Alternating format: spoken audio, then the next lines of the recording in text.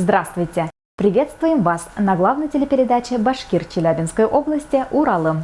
Хайырлы сағатта, хөрмәтле милләттәшләр!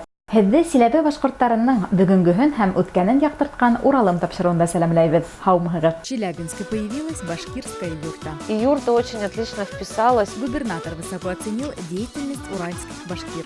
Нашу работу так высоко оценивает. Принимай участие в национальных конкурсах. В Каслях прошел турнир по дзюдо. Обучать детей азам борьбы вызвался тренер из РГШ. Данис Акуин имеет богатый опыт работы со спортсменами, является кандидатом педагогических наук. По его методике Министерство спорта Российской Федерации готовит борцов на международные соревнования. Помимо спортивной деятельности он занимается общественными делами. Теперь уроженец Аргаяшского района будет тренировать детей на родине чугунного литья. Мероприятие было организовано, я считаю, что на высоком уровне, несмотря на то, что это соревнование проводится здесь такого уровня. Первый раз всем наградили призами, подарками, грамотами.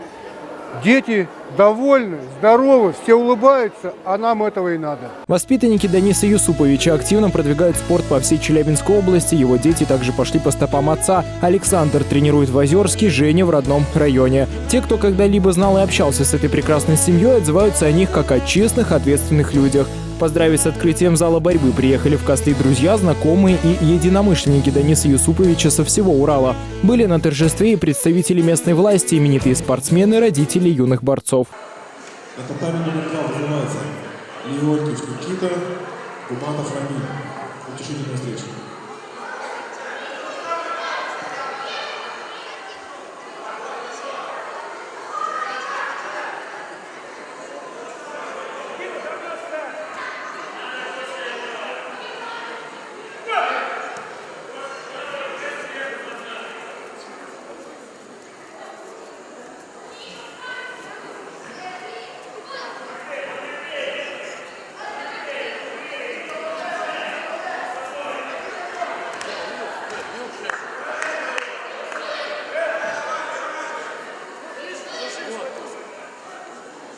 Победу одержал Леонтьев Никита.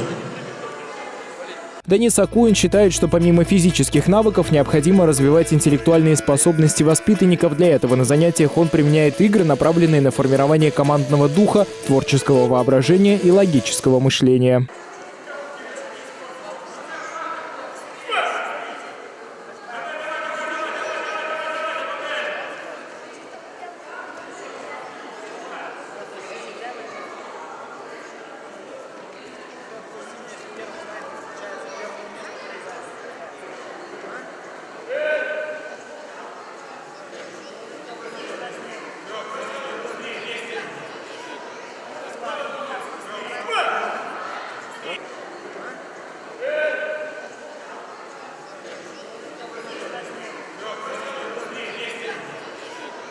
После турнира состоялось награждение победителей. Ребята получили дипломы, памятные подарки, сфотографировались на память. А гостей пригласили на экскурсию в зимний сад, который расположен в центре города. Гордость питомника – вечно зеленый фикус. Первый директор Дворца культуры поехал, как говорится, за тренажерами и привез несколько деревьев. Так началась история. Дальше несколько альтруистов его развивали. То есть они не покупали, они собирали у людей. И вот этот фикус, который у нас является гордостью нашего сада, он просто забран был у обычных людей, потому что он вырос настолько, что он не вмещался. И прямо в бочке из-под селедки в деревянной был посажен, высажен в грунт. И сегодня он просто огромный, является гордостью нашего зимнего сада. И вообще зимний сад – это среди чугунного литья, это прямо такая вот живая, красивая изюминка. Мы очень гордимся им. Здесь у нас проходит бракосочетание, здесь у нас все торжественные мероприятия. Мы встречаем здесь гостей и считаем, что для маленького небольшого города это просто вот удивительное место, и хотим поделиться всеми с ним.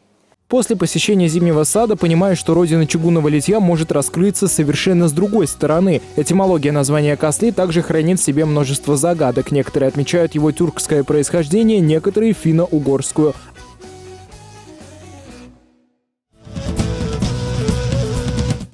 В Челябинске появилась башкирская юрта. Авторы проекта отмечают, что древнее жилище башкир напоминает им о гармонии мироздания. Поздравляем! То есть это исторический момент на территории города Челябинска, да, у нас открытие башкирской юрты происходит. Действительно, форма юрты – миниатюра вселенной. Она выполняет в питомнике Анастасии не только духовную функцию, но и придает особый колорит, является прекрасной локацией для проведения обряда бракосочетания и экскурсий. Мы привыкли о том, что эти юрты только во время сабантуев, каких-то больших праздников, а здесь уже постоянная, красивая юрта, которая приехала из Республики Башкортостан, то есть, которая будет радовать всех жителей города Челябинска. Мы уже проговорили с собственниками на предмет того, что здесь будут тематические вечера, чтобы наше молодое поколение знало, каким образом в древности, в таких вот именно жилищах настоящих, которые из настоящего войлока жили наши предки. Очень дорогого стоит, когда мы знаем историю. Не зная историю, мы не знаем свой народ. И вот этот момент очень важен именно для всех, не только башкир, проживающих на территории города Челябинска и Челябинской области. Я считаю, что это один из хороших примеров за пределами Республики Башкортостан, открытие такого уголка башкирской культуры именно в городе Челябинске. Я выражаю слова благодарности всем тем, кто занимался строительством, всем тем, кто занимался обустройством этой территории. В общем, девушка готова рассматривать любые творческие предложения южноуральцев. Утепленные с деревянным полом водонепроницаемое сооружение вполне послужит выставочным центром для работы художников-ремесленников. Здесь можно принимать гостей, делать выездные регистрации. Есть мангальная зона, беседки. Дети могут приезжать на экскурсии для знакомства с бытом башкир. В юрте имеется убранство. Желающие могут его пополнить семейными реликвиями и предметами быта. Я вот прям прониклась и почувствовала энергию этого сооружения, видимо, за счет того, что это купольность, что это круглое здание. Вот, чувствуется какая-то особенная энергетика. И очень захотелось как бы воспроизвести юрту на территории нашего питомника растений. У нас ландшафтный центр, питомник, и юрта очень отлично вписалась. Так сложилось, что вот в деревне в Башкирии есть земля, мы там выращиваем елочки. И вот недавно часть ассортимента перевезли в Челябинск. Так что елочки у нас тоже башкирские, приезжие, можно сказать. Среди новых гостей была и делегация из Магнитогорска. Активисты местного башкирского Курултая были восхищены гостеприимством и масштабами данного проекта. Предприниматель Ишхан Киракосян продемонстрировал новый бренд своей кондитерской фирмы «Киракос» «Чак-Чак» на башкирском меде и отметил, что готов рассматривать совместный проект с хозяевами башкирской юрты. Буквально недавно Анастасия выслала нашей редакции фотографии с первой фотосессии молодоженов в юрте. Она отметила, что работает совместно с башкирскими предпринимателями. Например, национальную еду предпочитают заказывать в кафе «Байкунак». Магнитогорцы активно развивают сотрудничество с Башкортостаном. Они поддержали новый молодежный проект «Лучший дома». Идея предполагает поддержку студентов из Башкортостана, обучающихся вдали от малой родины. Сотрудничество должно осуществляться главами муниципалитетов, руководителями предприятий. Будущий молодой специалист получит возможность проходить практику в родном районе, участвовать в реализации разных проектов. Сегодня у нас творческий концерт коллектива, которому исполнилось 20 лет. Коллектив кураистов «Яик». Вот творческий путь. Сегодня мы его отмечали. Выступали на сцене наши коллективы. В частности, это «Долкин», народный коллектив, ансамбль танца «Яшлык». Выступал, кстати, этот коллектив выезжает у нас на Уралым на телевизионный конкурс. Пилотную версию запустят в Магнитогорске, где количество студентов из республики составляет около 1500 человек. Представители городских вузов обсудили возможность участия в проекте с региональным постпредом Башкортостана Амуром Хабибулиным и руководителем Ассоциации студентов из республики Александром Галиулиным. Планируются совместные проекты большие, создание ячейки активистов из Республики Башкортостан на базе МГТУ. Также планируется создание аналогичной ячейки, возможно, какого-то клуба башкирских студентов, которые трудятся, занимаются в Доме культуры города Магнитогорска. Далее делегация из Челябинска встретилась с представителями бизнес-сообщества Магнитогорска. Деятельность башкир ценят на высоком уровне.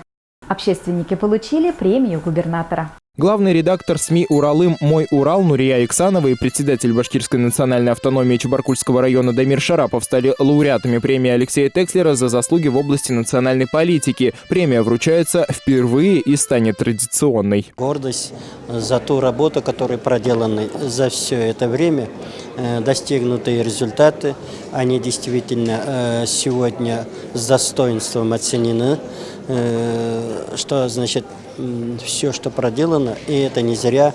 Алексей Текслер поблагодарил награжденных за плодотворную работу и пожелал дальнейших успехов. Он отметил, что развитие культуры и языка многонационального народа Урала – важная государственная задача. На журналистов Текслер также возлагает большие надежды. Об этом он сообщил на приеме по случаю первого прямого эфира. В качестве почетного гостя были приглашены и журналисты «Уралым». Нурия Иксанова поделилась с губернатором, что к башкирским журналистам часто обращаются другие народы с просьбой помочь в создании собственных медиаресурсов. Алексей Леонидович поддержал идею и предложил свою помощь.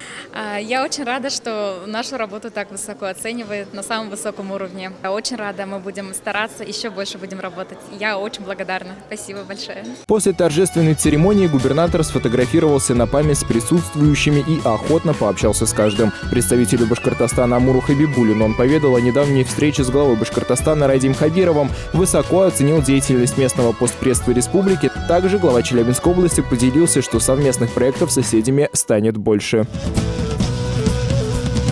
Стартовал первый конкурс сочинений на башкирском языке проекта «Гелем». Организаторы предлагают южноуральцам раскрыть свой творческий потенциал по 10 темам, посвященным родине, матери, вечным ценностям. Работы присылайте на электронную почту gelem74@mail.ru.